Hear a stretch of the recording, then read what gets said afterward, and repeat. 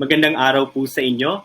Welcome po sa isa na namang episode ng online series ni Inang Pamantasan kung saan ang pagkatuto ay walang hanggan. Ito ang PNU Talks. Ako nga pala si Harvey Claros at ngayong araw umiinog ang ating episode sa Philippine Literature and Memory Studies. I-comment ang inyong mga katanungan puro-puro tungkol sa episode natin ngayong araw. Huwag kalimutang i-like at i-share ang ating episode.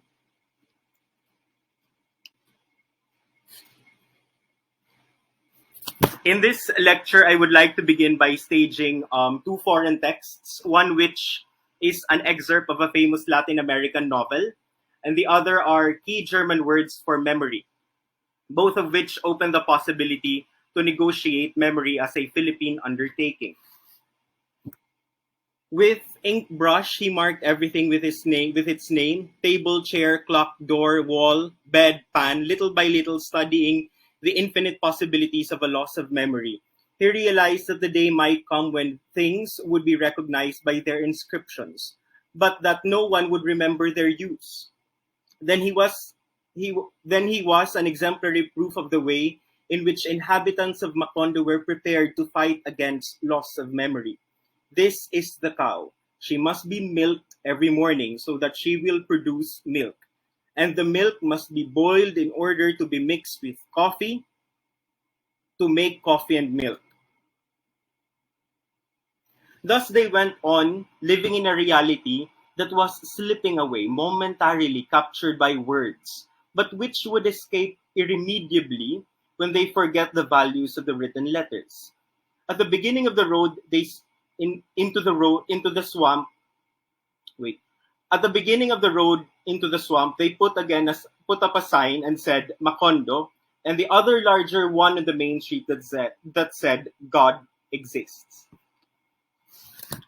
This excerpt from Gabriel Garcia Marquez's 100 Years of Solitude depicts forgetting as a social illness after successive days of insomnia in the nascent town of Macondo. At the very heart of the Latin American boom in 1960s to 70s, this novel and the narrative within it dramatizes a post-colonial malady and the tendency to disregard history troped in forgetting.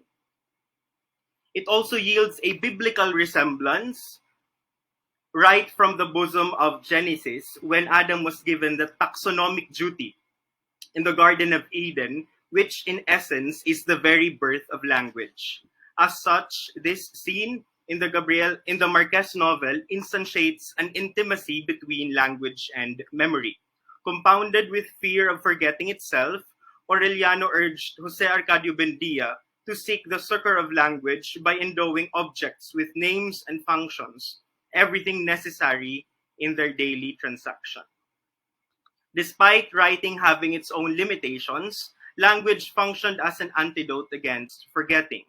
Achieving its own textual richness, this excerpt rehearses the Saussurean order embodied in the sign, signifier, and signified, all of which work to put things in a transient fixicity and offer a sense of linguistic structure to them. It is in this same vein which memory thrives according to the inherent dynamics of language. More than a biblical or a post-colonial parable, which the narrative invokes, it nominates a world, a dwelling, a habitation, which can only go as far as how language and memory sustains its rapport. So the next slide would be about Gedakni and Irinarang. So as we can see, it gives us an insight on how Germans try to organize their ideas about memory.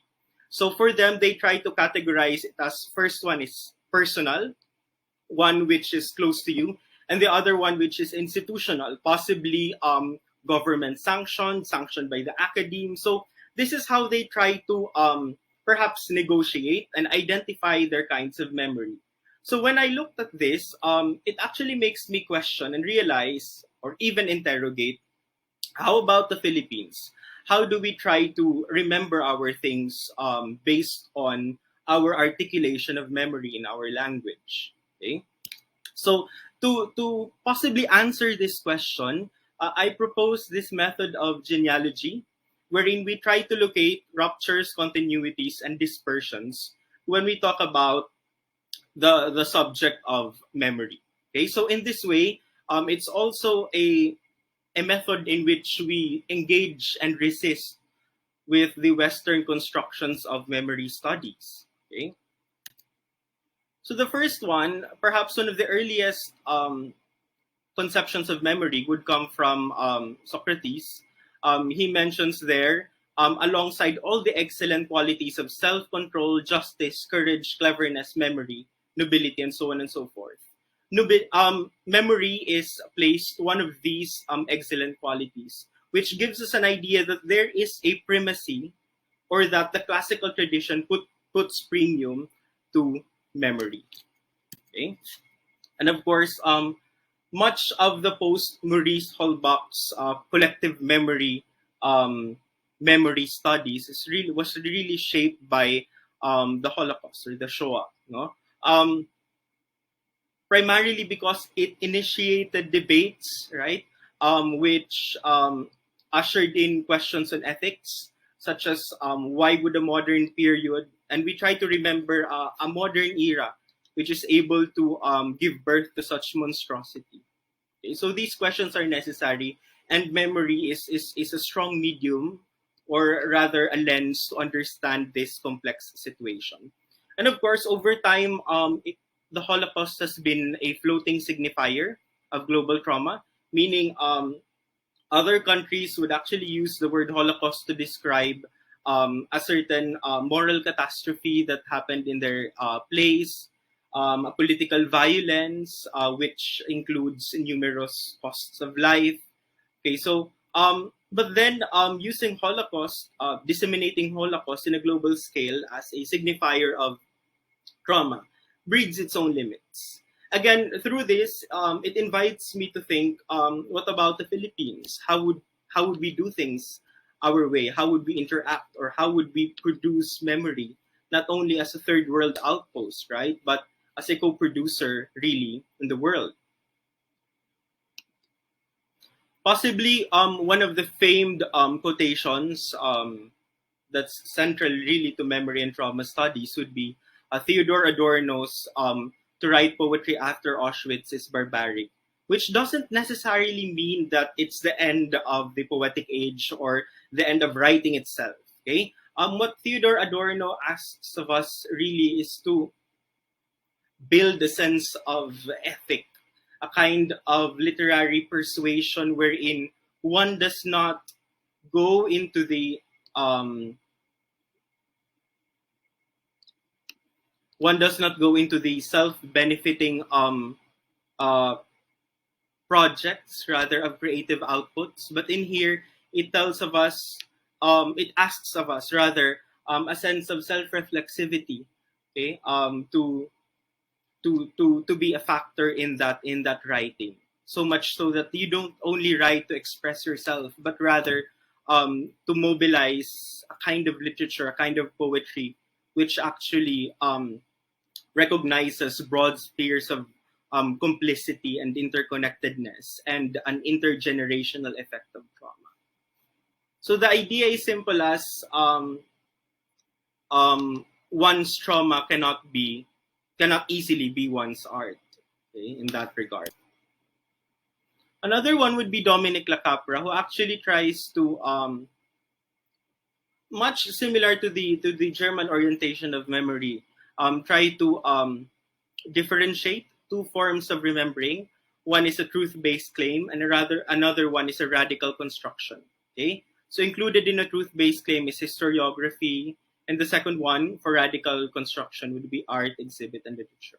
And I'd like to demonstrate this one because, of course, today memory is a very contentious matter. Nostalgia, for that matter, is a very contentious matter, shaping our reality, our politics. Okay, in that regard. So if you look at it, both kinds of memory do not really contrast with each other, do not really compete with each other, but actually simultaneously offer us an experience, or a sensuous experience for that matter, of the past. And I think that intersection can be best seen in the film of Rithi Pan, The Missing Picture, which narrates the troubles of of the Khmer Rouge, the trauma of Khmer Rouge. As you can see in there, you see a molded clays, which actually is a part of the film. This is an example of a mise en abîme, okay, so a picture within a picture. And on the other side, we see an actual footage, a photo perhaps, or a clip of a documentary, which tells us which in one screen case tries to summarize what is a truth-based claim, and the other side, what is a radical construction, meeting at this point, simultaneously giving us the experience, rather, or showing us the experience of the trauma during the Khmer Rouge, the collective trauma, rather, during that era. Okay? So in this regard, previously I have been repeatedly asking, what about the Philippines? Okay, with regard to this continuous development of memory and perhaps trauma. Um, it is in this regard that in that moment of genealogy, I propose a vernacular term, to look towards the inside, to look towards what is the Philippine, okay, to construct deeper senses of memory.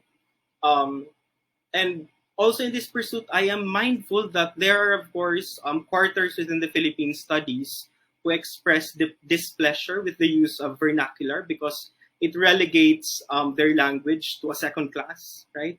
Um, but to clarify things, I quote Oscar V. Campomanes, who describes the vernacular as a tactically conceptual sense of the inside. So I operationalize in here, in this sense, with criticality, the word vernacular to articulate what comes from the inside, or perhaps in a broad sense, what's autochthonous. Okay? So now let me proceed with this one. While Francisco Demetrio's conclusions are no way near Reynaldo Ileto's Passion and Revolution, he ruminates on this traditional chanting as a folk practice which descends from the dissemination of epic poetry in the pre-colonial era. Taking Jesus Christ as an epic hero, he locates this colonially introduced god among Lamang, Bantugan, and Labaudongon, who represented not only the ideas and values of pre-colonial societies, but their collective aspirations for humanity itself. Through this reading, Demetrio then posits that an antinomial ontology of folk memory is both magical and religious, mythic and logical, mystic and scientific.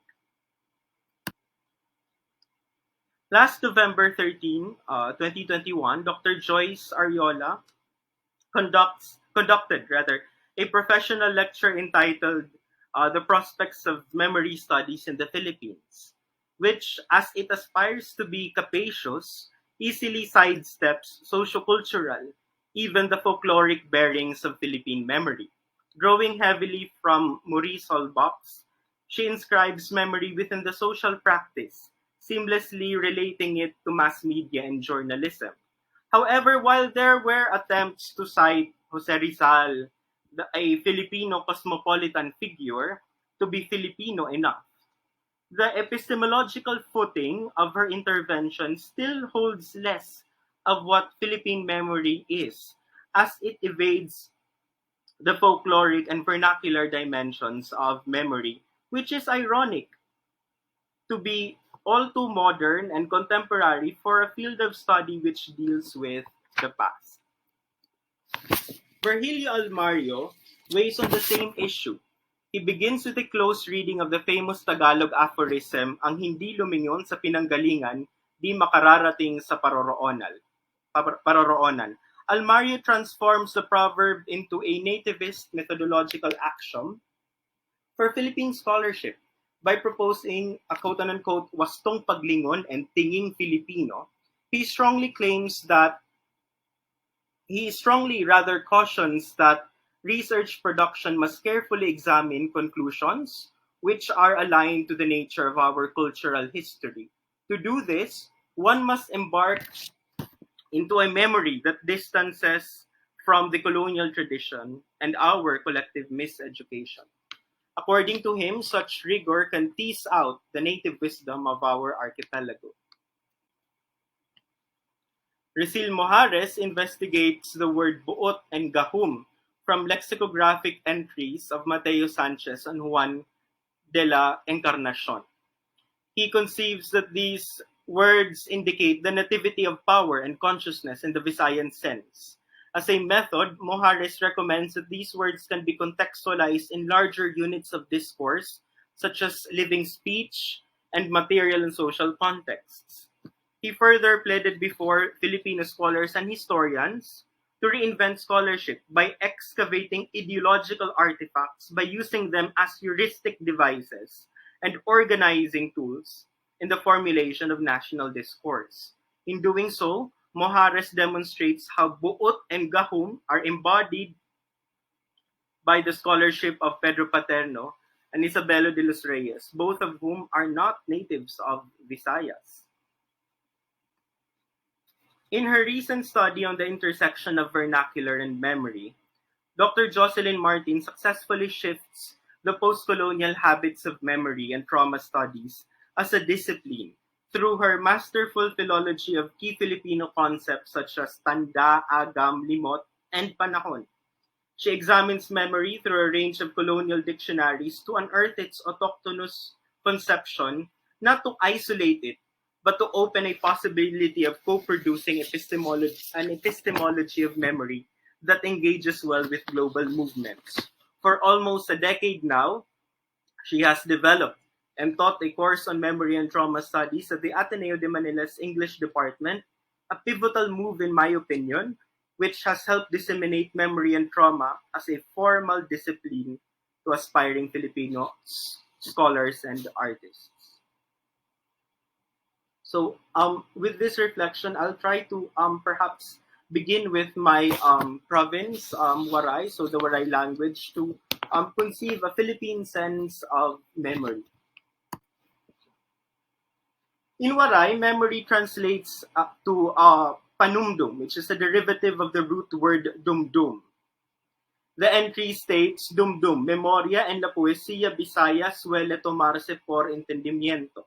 Acordarse, recordar. Sanchez supports this definition with a sample sentence, nagpipinanumdum ako o diri ako nanunumdum. However, the word dumdum is not entirely exclusive to memory and remembrance. The Macabenta dictionary lists two English words, memory and imagination, as translations of dumdum. At 1841, Hiligaynon dictionary maintains the notion of care in the word for memory or dumdum. Having the same definition, its sample use of mapanumdumon nga tao translates both as a man who remembers well or a thoughtful man. In the same vein, the Alburo Dictionary on Visayan arts, which synthesizes common nodes of interregional lexicons, includes for dumdum, the ability to locate things, imagination, and reverie as semantic variations of dumdum. The Bicol linguistic terrain reveals consistency with dumdum through two related words which are rumdum and gurumdum. The Lisboa dictionary defines gurumdum as el pensamiento o entendimiento o memoria que para todos sirve equivocamente. On the other hand, rumdum means estar pensativo con el alguna cosa. The inflected rumdum, marurumdum, refers to a pensive or imaginative man, while rumdum is no longer tied to memory, but to thought or thoughtfulness. A comparison between Bicol and Waray semantics flesh out that there is wisdom in Eduardo Macabenta's enlistment of imagination as memory. Perhaps a similar conclusion may be drawn from Tagalog examples of alaala and alala. While having differences in stress, their morphemic semblances hint a possibility of unity between remembrance and care. Looking into the broad spectrum of Austronesian languages, one can observe how dumdum and its permutations can harbor strong affective states such as anger, spite, or grief. In the Austronesian Comparative Dictionary, The word demdem can mean brood, hold, a grudge, remember, and keep still. Inasmuch as the Visayan dumdum is concerned, a common valence among its linguistic representation in the Austronesian terrain stresses that memory is structured according to affective states that range from anger to desire. This semantic malleability within the region instructs that memory takes cue from human emotion, where memory assumes its form through feeling. Further, Bahasa Malaysia and Indonesia provide a different angle for the conceptualization of memory. For both languages, their lexicon for memory is ingat, which in the Tagalog and Visayan language equate to care. It can be best visualized through the Tagalog translation of treasurer, which is ingat yaman, where a financial officer is seen as a caretaker.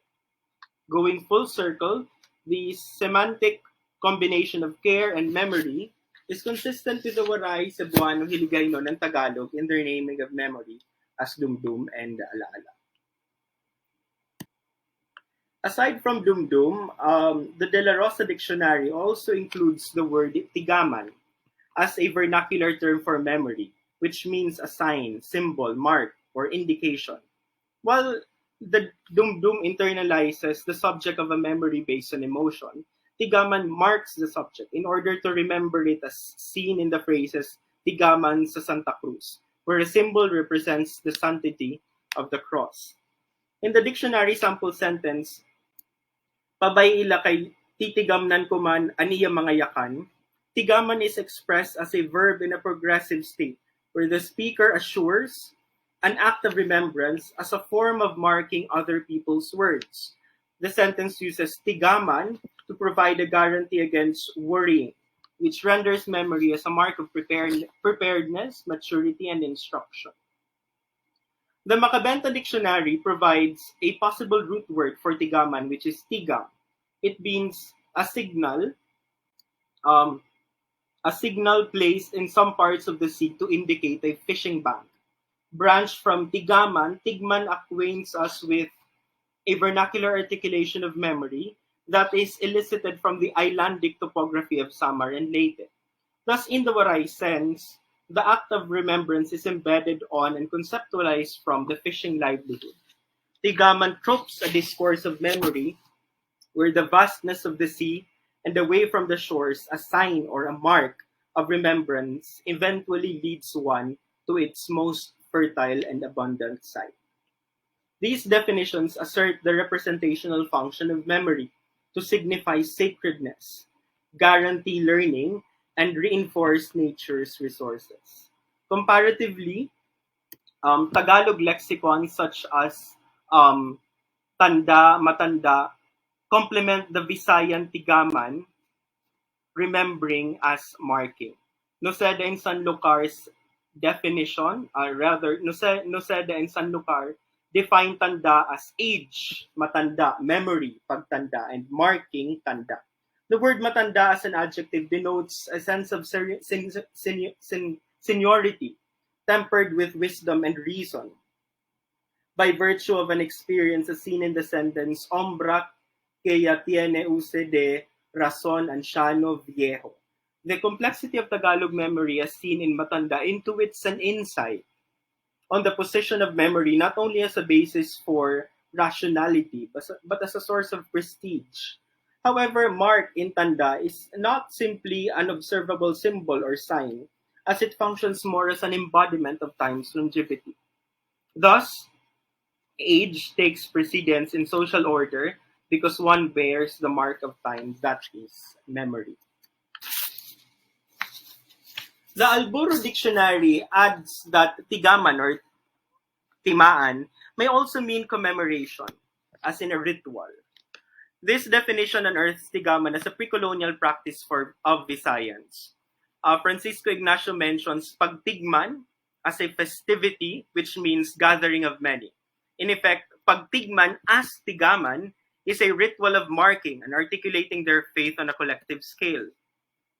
The social techniques that shape this act of commemoration proceed from their intent to remember their God in their own terms, Further, memory is an act of marking thrusts on Visayan identity during pre-colonial to early colonization periods. Felipe Redondo A. Cedino narrates two occasions how Pintados, the Visayan Islands, which were annexed to Cebu, were populated with men bearing tattoos. So that's a relation of Pintados and the entire populace. William Henry Scott provides a thorough study on the cultural significance of Pintados as a memorial practice. Locally called batuk by Visayans, a batuk serves as a reminder that one has passed the ultimate physical test of manhood in the pre-colonial pre-colonial warfare. In fact, warfare was considered as a rite of passage that they have a unique word for it, tigma, which means a youth's first taste of war and sex.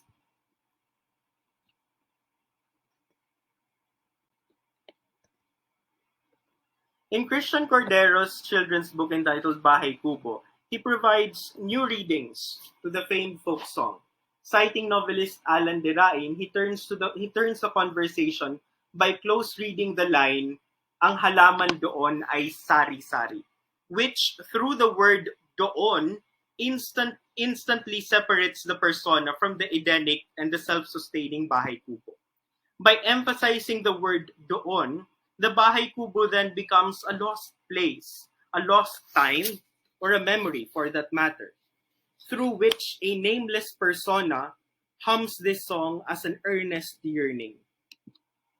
Memory therefore instructs us that there is no more to the presumable gratefulness of the memory therefore instructs us that there is more to the presumable gratefulness of the persona to the largesse of nature. As we return to the persona in Bahay Kubo, we examine their anxiety due to a severance from home. From what world are they singing the folk song? Why did they have to leave Bahay Kubo? What kind of hospitable world would still make them yearn for the Eden surrounding Bahay Kubo? Thus, in this remembrance, we never sing it the same way again. Eduardo Macabenta's Hingandoy recovers the concept of dumdum, not only from a vernacular origin, but the topography of Samaran Leyte itself.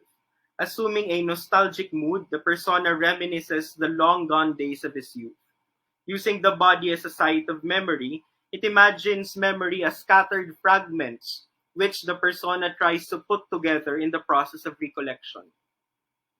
The tropic unraveling of memory proceeds as Macabenta analogically describes the desire to remember through a lasting and irresistible fragrance of a flower that lingers even with the absence of its source.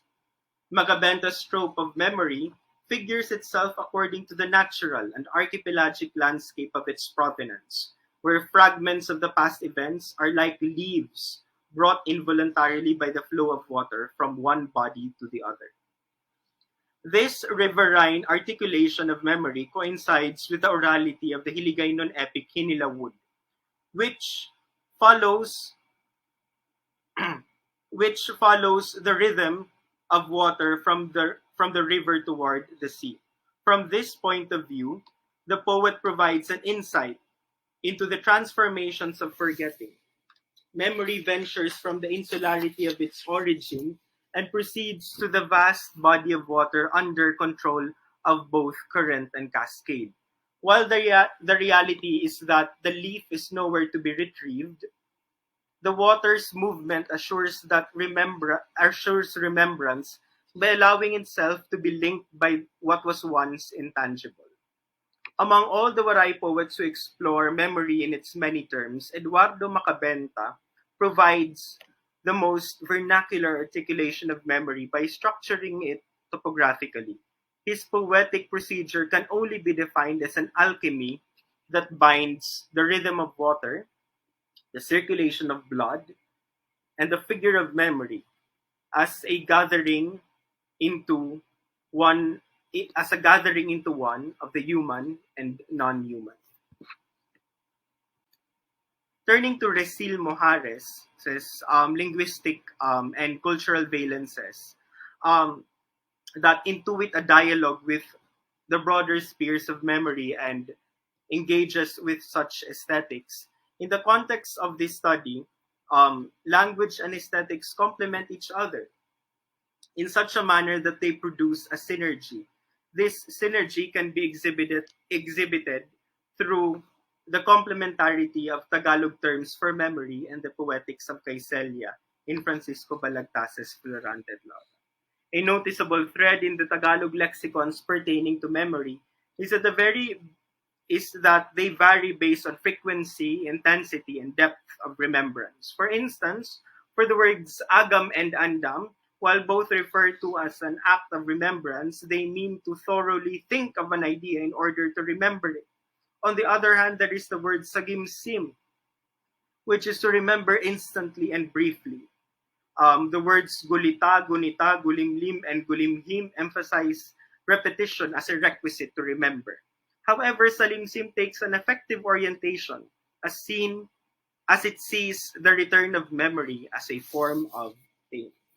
Balagtas refashions literature as a colonial instrument by freeing it from its ecclesiastical limitations and returning to humanist sentiments. The great Tagalog poet invokes the memory of Celia as a primary motivation of the Florante at Laura. Beginning with a dedication to a woman, Caicelia is a lyric poem of memory, which relies on a persona's obsessive remembrance to a lost yet unforgotten beloved. In the first stanza, the persona tropes remembrance as an act of reading the heart's content, the site of memory, where the beloved's name is etched. The dedication also embodies anxieties of forgetting, as seen in the lines, yaong Caiceliang laging pinanganganibang baka makalimot sa pag-iibigan. For the persona, remembering the beloved is both therapeutic and painful, where memory redeems the persona from being consumed by longing.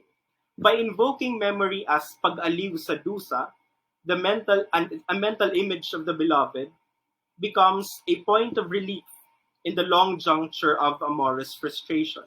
However, the persona's treatment of memory will change in the 13th stanza as seen in the lines, sa kagugunita, luhay lalagas, sabay ang taghoy kong o nasawing palad.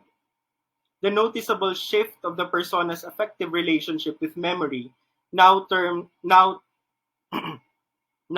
the act of remembering as a source of pain and encounter into the fullness of one's longing and misery, which in Noceda and Sanlucar means salimsim, the painful return of memory. Furthermore, thoroughness and repetition espoused by Amdam, Gulita, Gulimhim, Gulimihim, demonstrate the poetics of Balagtas that obsessively and painstakingly remembers the beloved. It is a self-conscious and meticulous poetics that does not only or merely express certain depths of remembrance, but channels the nature of memory in the Tagalog sense. Thus, by looking at the contextual fulcrum of Caicelia, one does not simply end at the poetic shift from the religious to humanist, but rather to the vernacular, its Tagalog nativity, before it takes flight and transcends to the European lands of Greece and Albania. As I conclude this lecture, allow me to read two quotations from Stuart Hall and Marisa Fuentes to possibly give us a gravitas of what memory is as a way of understanding history, as a way of understanding more complex relations of a literary text. Okay? For Stuart Hall, he once said, quote and unquote, the old has indeed radically changed its form. However, the old has not been transcended. We continue to stand in its shadow. In the case of the colonial and the post-colonial, we are dealing with it not two successive regimes, but the simultaneous presence of a regime and its after effects. Colonialism persists, despite the cluster of illusory appearance to the contrary. Stuart Hall describes a contemporaneity which is indissociable to the past in the same logic that the structures of historical violence troubles the present as if no transition occurred. and as if we were all trapped in a hollow time sans temporal distinction. He then argues that we still stand in its shadows. We still stand in the shadows of such history to visualize our proximity or the very lack of distance itself. At any rate, Hall informs us that our relation with memory will always be necessary to interrogate this peculiar regime of time. Such is the use of memory to elucidate this contestable and brute election of nostalgia we have in the Philippines, and there are elsewhere. So for the second line, or rather for the second quote from Marisa Fuentes in her book Dispossessed Lives, to sit with these sources requires the capacity to hold and inhabit deep wells of pain and horror. To spend time in this temporal and geographical space is to risk emotional strength. It obliterates the possibility of objectivity. It is an exercise of endurance. Marisa Fuentes, a professor at Rutgers, who has done extensive research on the African American archive, emphasizes the gravitas of memory, which demands from us a self-reflexivity which at times swings between reward and punishment, as it requires a debilitating witnessing and a recognition of a well-entrenched history of human suffering. One can only imagine the power of these objects and documents to spur memories that simultaneously fragment and complete the Black identity, an experience which the Philippines deeply share. Thus, the task of memory is almost always inscribed within a sense of a political commitment or a coming to terms of what has to be done, a risk in the urgency to remember. Mga salamat for listening.